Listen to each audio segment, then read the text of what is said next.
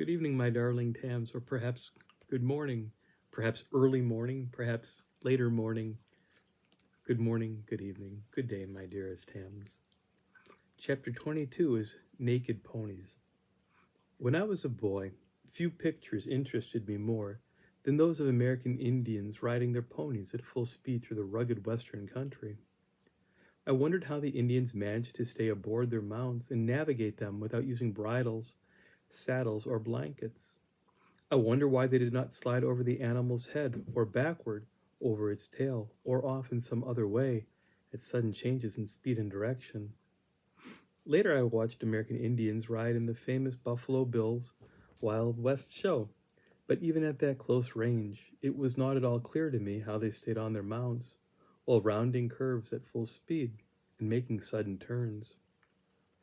As the years rolled on, I had opportunities to travel far and wide. I was privileged to see almost every type of horseman in action, but with all that experience, I still could not figure out how the Indians rode their ponies with such coordination and rhythm without bridles or saddles. At last, I had the opportunity of meeting Indians in their own country and of having them share with me some of the secrets of their ancient Indian art of moving in friendly identification with all life.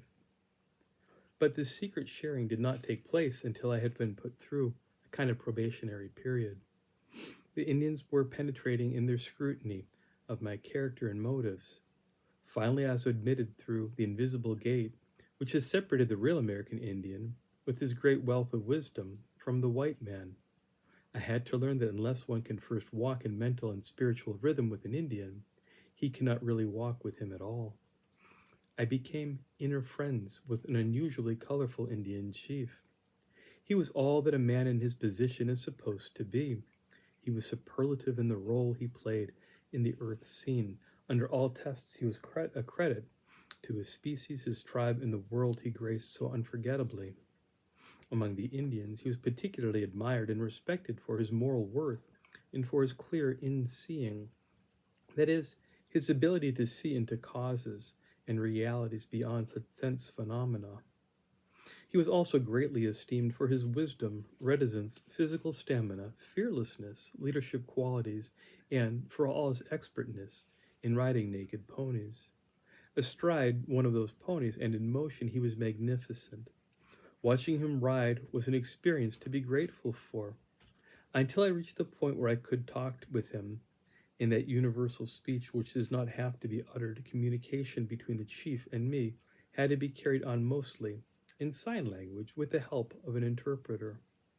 The chief spoke very little English, and by preference, and even when he spoke in his own Indian language, his words were carefully selected, widely spaced, and discreetly guarded.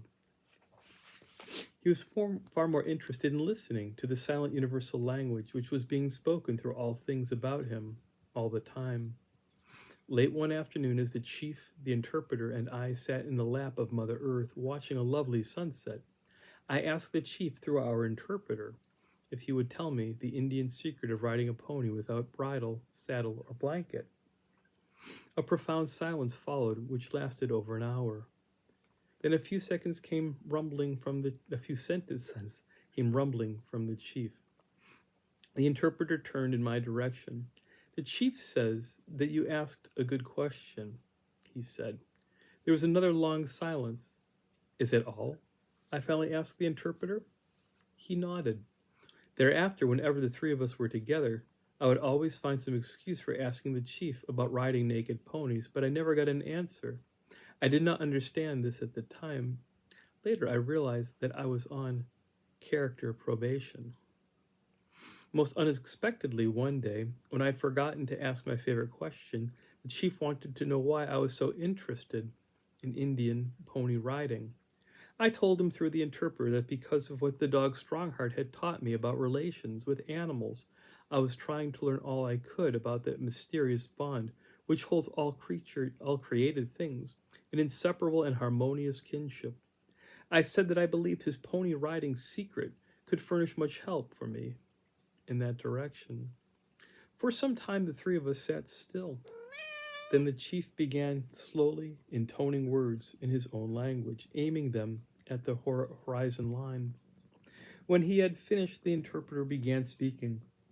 "The chief wants me to tell you," he said, "that for you to full know what you have asked him, you would have to be Indian born, Indian taught, and grown up with an Indian pony as your brother. Then you would understand the great mystery. You would also be part of the great mystery. But he will tell you something about it in sign language, and he says for you to catch what you can." The chief held up his two rugged hands with their palms in my direction. After a pause, he placed them gently forward in front of his face, as though in prayer. Another pause. Then his fingers came down until the tips of them rested on the backs of his hands. The two index fingers then came straight up as though they were one finger. With his hands in position, he slowly made a complete circle with them, finally stopping them in front of his face and looking at me with a questioning expression on his face. What I caught from his rhythmical sign language was this. When the chief held his two fingers in my direction, I intuitively knew that one of them symbolized an Indian and the other the pony. When his two hands touched in front of his face, it meant friendly and understanding contact between Indian and pony. When his fingers intercrossed and came back down upon the backs of his hands, it signified an interrelating of all their interests. When the two fingers steepled up, it represented togetherness, blending into oneness. And when he made the complete circle with his hands in that position, it indicated that the Indian and the pony were functioning as a single unit in mind, heart, body, and purpose. The interpreter told me that I had made a good catch. Whenever the chief met an animal or any other living thing, he would pause and establish mental contact with it. While the physical part of the chief walked the earth, the mental and spiritual part of him moved in boundless space, embracing all creation in a comprehensive kinship in which all things were important, all things needed in the divine plan and purpose, ever helping him to understand and move in rhythm. With all creation was his companion, counselor, guide, and helper, the Big Holy. The chief never reads books, magazines, or newspapers. He never listens to the radio and never watches television. Whenever he wants to know the latest news, whenever he needs fresh wisdom, mental diversion, spiritual nourishment, or clearer visions about some particular problem, he goes to what he calls the Great Library. Other people call it the universe.